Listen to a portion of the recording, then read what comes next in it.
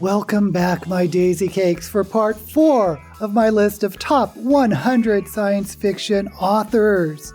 I've curated this list because I am Daisy Ex Machina, the drag queen detective who investigates all things speculative in science fiction, fantasy, and horror. This list is in alphabetical order and contains authors, old and new, who write books for adults and books for children. It's an eclectic melange from my history of reading science fiction. Let's kick off this video with Harlan Ellison, who I've done a whole video on asking if he should be canceled, which has gotten me into a little bit of trouble because of the clickbaity title. But I concluded that he's not canceled for me, but you should make up your own mind. Anyway, watch the video to find out more. Harlan Ellison was born in 1934 and died in 2018 at the age of 84. He never wrote full-length novels. He was mainly known for short stories, for which he has won many awards. It's definitely worth checking out one of his collections. Keep an eye out for Repent, Harlequin, said the TikTok man, and I have no mouth and I must scream. His best longish fiction is a novella, A Boy and His Dog, published in 1970, a post-apocalyptic story of a young man and his telepathic dog. Someone posited to me this interesting theory that he didn't write really long novels because his rage that's contained in his writing couldn't be sustained for that long. So it's an interesting supposition. Harlan Ellison wrote the award-winning Star Trek episode, The City on the Edge of Forever, which was a little controversial since he didn't like the adaptation from his script, and I'll compare the two. Check it out. But my strongest recommendation for Ellison is as an editor with his award-winning anthologies, Dangerous Visions, published in 1967, and again Dangerous Visions, published in 1972, where he gathered an amazing array of science fiction authors of the day. If you're a science fiction aficionado, you've got to check these anthologies out. Moving right along, we come to Nancy Farmer, born in 1941, who is known for her novels aimed at young adults. And the book I'm recommending, The House of the Scorpion, published in 2002, is classified as young adult. But I think it could have been published for adults without issue or really anyone questioning it. It's a near-future dystopian novel of a young boy named Matt who lives in the land of opium, which is where Mexico used to be in the story. Opium is a drug farm run by El Patron, a ruthless drug lord who is 140 years old. How is he that old? Well, Matt happens to be a clone of El Patron. Let your imagination take it from there. This novel won a bunch of awards and was a Newbery honor. The writing is really intense and allegedly based on Nancy Farmer's experience of rescuing a Mexican immigrant who was dying in the desert. The sequel, Lord of Opium, was published in 2013 and is also very good, but I encourage you, even if you normally shy away from young adult novels, to give The House of the Scorpion a try. We have yet another farmer, Philip Jose Farmer, born in 1918 and died in 2009 at the age of 91. His career spanned 60 years. He wrote almost 60 novels and over 100 short stories. He didn't shy away from X-rated sexual scenes and was a free love advocate. In fact, Robert Heinlein included Farmer in his dedication for Stranger in a Strange Land. In 1975, he wrote Venus on a Half Shell under the pseudonym of Kilgore Trout, which was the fictional author created by Kurt Vonnegut. Apparently, he never got Vonnegut's permission, and Vonnegut allegedly called Farmer up to cuss him out when he found out who was behind it. I remember getting Venus on a Half Shell when it came out because I couldn't believe there was a Kilgore Trout novel. I don't remember much about the novel itself, but I remember the author picture looked kind of like a mop with a hat. Anyway, I recommend his most famous series, Riverworld, which starts with To Your Scattered Bodies Go, published in 1971, which is, by the way, in the subgenre called Banksian fantasy, or a story set in the afterlife. This first Riverworld novel follows the afterlife of British adventurer Richard Francis Bacon, who dies and wakes up on a river with a bunch of other people who have just died. The afterlife, it turns out, is a big giant river, aka Riverworld, where he meets all sorts of historical figures and tries to figure out what's going on.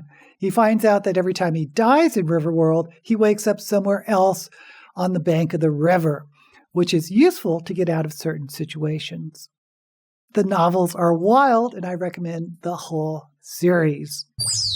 Our next author is Alan Dean Foster, born in 1946, and as far as I know, he's still active. His Pip and Flink series began with The Tar Ain Krang, published in 1972. It's a long-running series about Flinks, who is an orphan, and Pip, which is this mini dragon alien pet companion, going on a series of adventures. And the last Pip and Flink's novel was apparently published in 2017. But Foster is known more for adapting shows and movies into books, notably Star Trek, the animated series, the Alien movies, Transformer movies, and Star Wars. How well is he known for these adaptations? Well, the International Association of Media Tie-in Writers proclaimed him the Grand Master in 2008. In fact, my recommendation is a Star Wars novel, The Splinter in the Mind's Eye, published in 1978. And this one has an interesting history. Farmer wrote the original Star Wars novelization as a ghostwriter. George Lucas was credited as the writer, but he was contracted to write a novel that would be the sequel to Star Wars. George Lucas wanted to make sure that the sequel could be low budget because at the time, no one knew how successful Star Wars would be. So Foster had to make sure that the props that were used in the first movie would be used in the sequel. Of course, Star Wars became a huge success, and George Lucas could go nuts on a big budget production, so Splinter of the Mind's Eye was abandoned in favor of The Empire Strikes Back. Anyway, Splinter of the Mind's Eye is about Luke Skywalker and Princess Leia. There's no Han Solo because Harrison Ford had not signed a contract for the sequel, so he was left out of the story. Anyway, Luke and Leia crash land on a planet with R2-D2 and C-3PO. There's allegedly a crystal on this planet that can enhance the Force, and proof is in the form of a little shard. Of course, who else is interested in such a crystal? Of course, it's Darth Vader. Now, funny enough, the ending of Splinter of the Mind's Eye is quite similar to the ending in The Empire Strikes Back. I've always liked Splinter of the Mind's Eye, and as sort of an, alternate history of the direction Star Wars might have taken, I think you might find it a really interesting read. C.S. Friedman was born in 1957, and her debut novel came out in 1986 called In Conquest Born, which is a really excellent space opera. But my favorite is the Coldfire trilogy, which begins with Black Sun Rising, published in 1991. This is kind of a genre blend between fantasy and science fiction. It takes place on the planet Erna, which is surrounded by an energy field called the Fae. Humans are affected by this energy field, which can manifest their dreams and nightmares. And that kind of played havoc on the first colonists on the planet, and it shaped the human civilization that evolved over 1,000 years on this planet when the story takes place. The story is about a man named Gerald Tarrant who has done some really, really dark deeds to control the Fae. He can control this energy field better than anyone else ever. Now again, the fantasy element is fairly strong in this series. I would guess science fiction purists would find this way too magical. But I've always found Friedman's writing literary, really beautiful, so I'm kind of surprised she's not more well-known. But if you like genre blends with a science fiction core, If you like epics, I think you'll love Black Sun Rising. Any science fiction list would have to include this next author because it is William Gibson, the father of cyberpunk. Now, yes, there was cyberpunk before Gibson, and Gibson didn't coin the phrase, but the cyberpunk subgenre really didn't reach the proportions it would become until Neuromancer was published in 1984. Neuromancer has that really gritty, dark tone that I associate with punk. In other words, he puts the punk into cyberpunk, especially when considering the punk movement of the 80s. It's dystopian, but dystopian in an almost anarchic sense rather than totalitarian. There's factions that include governments and corporations and crime syndicates, all of which steamroll the common people. Henry Case is a hacker or console cowboy who was caught stealing in virtual reality and punished by getting his central nervous system fried so he can no longer access virtual reality. He is offered a cure to do a hacking job. And off we go to the races. 2 more novels followed Neuromancer, Count Zero, published in 1986, and my favorite, Mona Lisa Overdrive, published in 1988. But if cyberpunk is your jam, and if you like dark, gritty sci-fi, you've got to read Neuromancer. This is a novel, again, that sparked the cyberpunk movement and shaped the culture. A much more recent author, and the most recent on this list of 10, is Hank Green, born in 1980. Since you're watching me on YouTube, you probably know who he is because he's quite the YouTube personality who, along with his brother John Green, run the Vlogbrothers, which has almost 4 million subscribers. I can only dream. So he's probably much more famous as a YouTuber than a writer, but his debut novel, An Absolutely Remarkable Thing, published in 2018, is absolutely worth picking up. Now, every science fiction booktuber read this before me because science fiction and YouTube, but I was always turned off by the cover. You know me and covers. I still think it's an absolutely horrible cover, but anyway, I finally picked it up, and I thought it was a really good novel.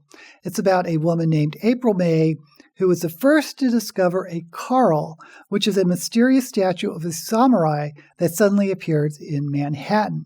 She posts a video online and goes internet famous, but then more and more Carls appear around the world and governments get involved. The Carls also apparently affect the dreams of people, which come in the form of puzzles that April and her friends work to solve. There's something really surreal about the whole plot, and the writing reflects this.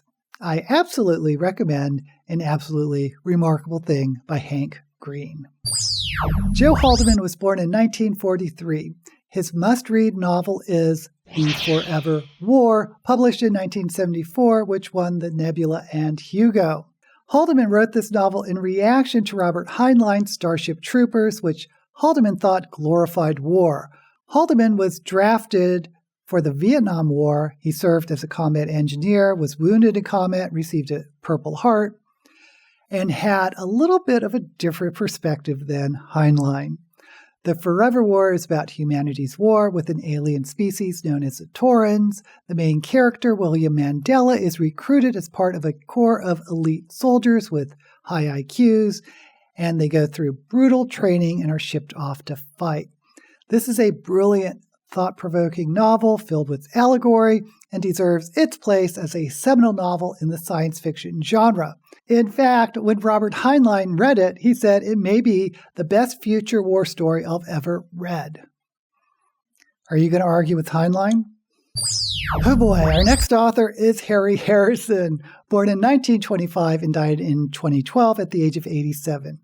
One of his better-known novels is Make Room, Make Room, published in 1966, that was adapted into the film Soylent Green in 1973, one of the greatest science fiction movies ever. Anyway, I did a whole video on his illustrated short story, Planet Story, which I don't recommend unless you're interested in the artwork. Speaking of novels written as reactions to Heinlein's Starship Troopers, Harrison wrote Bill the Galactic Hero in 1965, allegedly also in reaction to Starship Troopers, but this book was more of a farce or a parody than Haldeman's Forever War. In fact, Terry Pratchett claimed that Bill the Galactic Hero was the funniest science fiction novel ever written, funnier than The Hitchhiker's Guide.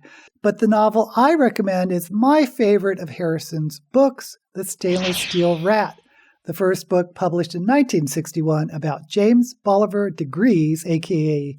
Slippery Jim, a.k.a. the Stainless Steel Rat, who lives in the far future and is a con man and a thief.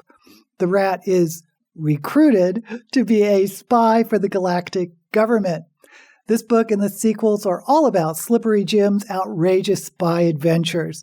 They're funny and fun and showcases Harrison's tongue-in-cheek writing that has made him a legend in the sci-fi community.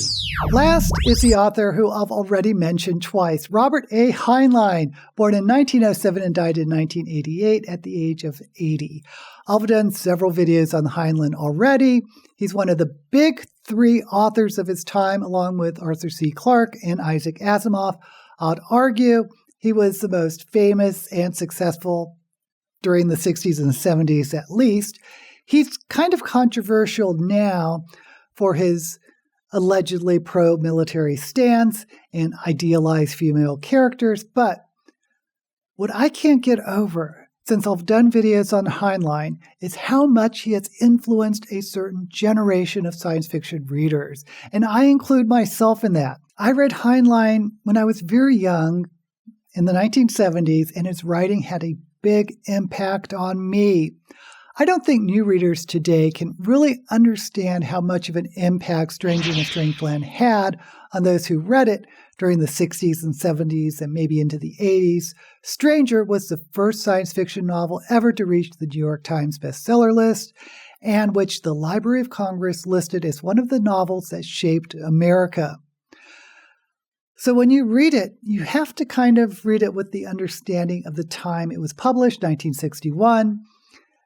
Back then, it was considered one of the most groundbreaking novels ever written. Do you grok?